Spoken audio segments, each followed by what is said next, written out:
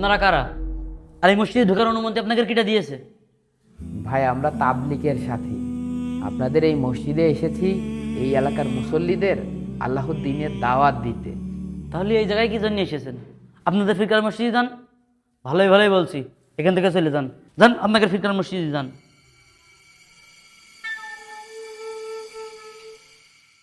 ভাইজান, মসজিদ তো আল্লাহর ঘর, আমরা তো এখানে অন্য কোনো ধর্ম প্রচার করতে আসিনি।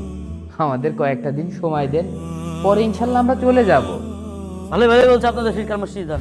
যান এখান থেকে বেরোন।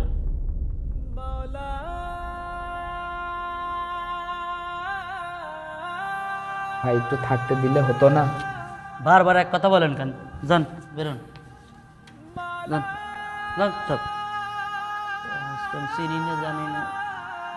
এই চলো। আল্লাহ শোনেন, আপনাকে যদি মসজিদে থাকতে দিই, মহল্লার মানুষ নানান কথা বলবেন। আপনারা চলে যান। মসজিদে সংসার বিতে নিয়েছে, মসজিদের বেশি এসে শোবে, মসজিদ থাকবে, বাথরুম ব্যবহার করবেন, বাথরুম নোংরা করবে, আর মহল্লার মানুষের কাছে আমার দেরি কথা শুনতে হবে। যান আপনাকে ফরিদকার মসজিদে যান। ঠিক।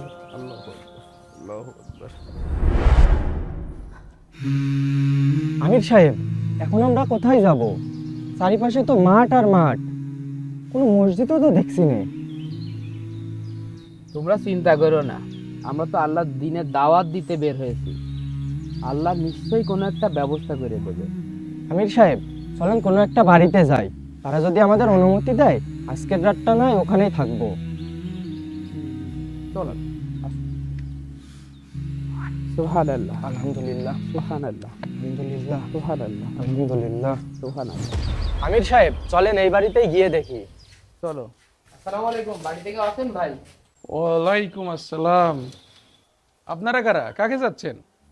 ভাই আমরা তাবলিগ জামাতের সাথী, আপনাদের এলাকায় আসছিলাম দিনের দাওয়াত দিতে। এখন মসজিদ থেকে আমাদের ভাট ধাক্কা দিয়ে বের করে দিয়েছে। আমাদের বাসা তো অনেক দূরে, রাত্রে থাকার জায়গা নেই। যদি আপনার বাসায় একটু থাকতে দিতেন খুব উপকার হতো।